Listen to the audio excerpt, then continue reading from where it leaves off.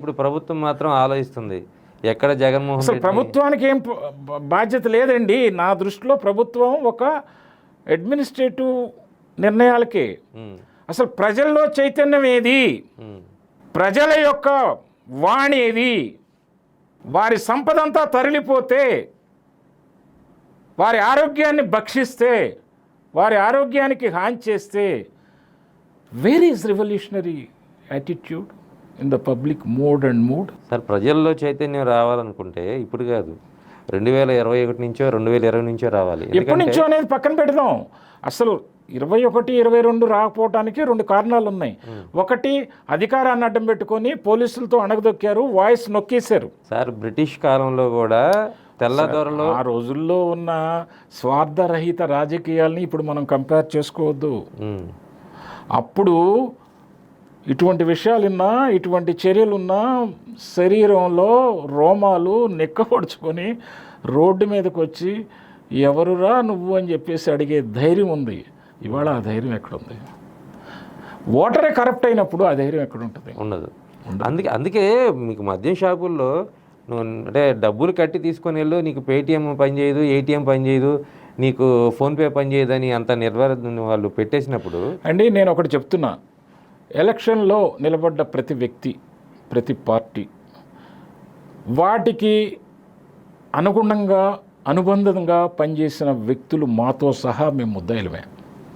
ఎందుకు ముద్దాయిలం అంటానంటే, ఎలక్షన్లో లిక్కర్ పంచే భాగంలో మేము కూడా కళ్ళు మూసుకొని ఉన్నాం కదా. మేము పార్టీలు పనిచేసామండి. ఎలక్షన్ వ్యవహారంలో మేము కూడా కొంత భూమికలను పోషించామండి. ఎక్కడో చోట, ఒక నియోజకవర్గం అవ్వచ్చు, కొన్ని జిల్లాలు అవ్వచ్చు, లేకపోతే బిహైండ్ ది కర్టన్ కొన్ని విభాగాల్లో అవ్వచ్చు. కానీ ఎలక్షన్లో డబ్బు మద్యం పంచుతుంటే కళ్ళు మూసుకొని ఉన్నాం కదా. మేము కూడా ఇండైరెక్ట్గా సపోర్ట్ చేసినట్టే కదా. మన క్యాండిడేట్ గెలిపే ముఖ్యమని, కానీ డబ్బు పంచాలన్నా, మద్యం పంచాలన్నా కింద స్థాయి కార్యకర్త నుంచి కింద స్థాయి నాయకుడి నుంచి ప్రధానమంత్రి వరకు కళ్ళు మూసుకొని ఉన్నట్లకే. ఆ చెడు వ్యాధిని తీసేయాలని అంటే, సమూలంగా మార్పు రావాలంటే మనలో చైతన్యం రావాలి. మనలో చైతన్యం బాగా విపరీతమైన పరిణామాలు జరగాలి. ఆలోచన విధానంలో మార్పు రావాలి. అది లేనప్పుడు జగన్మోహన్ రెడ్డి గారు ఏంటి, లేకపోతే ఇంకొకళ్ళు ఏంటి మద్యంలో ముడుపులు పుచ్చుకోవటం, లేకపోతే మద్యం ద్వారా ప్రజల రక్తాన్ని తాగటం అనేది it's after all nothing in my opinion.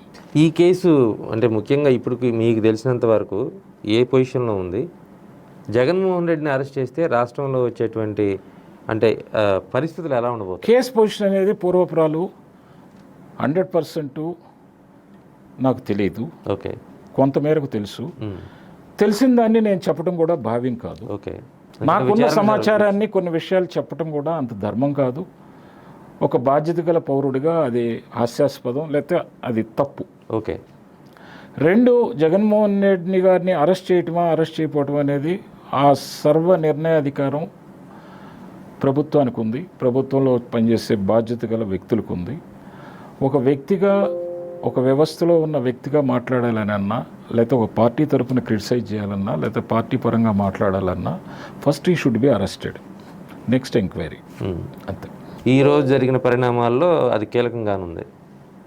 అది జరిగే అవకాశం ఉందా? అది మీ విజ్ఞతకు వదిలేస్తా సార్. ఆ చర్చ కూడా జరిగే అవకాశం ఉంటుందిగా. నాకు ఐ డోంట్ హ్యావ్ నాలెడ్జ్. అంత లోతైన విశ్లేషణ కానీ, అంత లోతైన అవగాహన కానీ, అంత లోతైన సమాచారం కానీ నాకు లేదు. వస్తా సార్.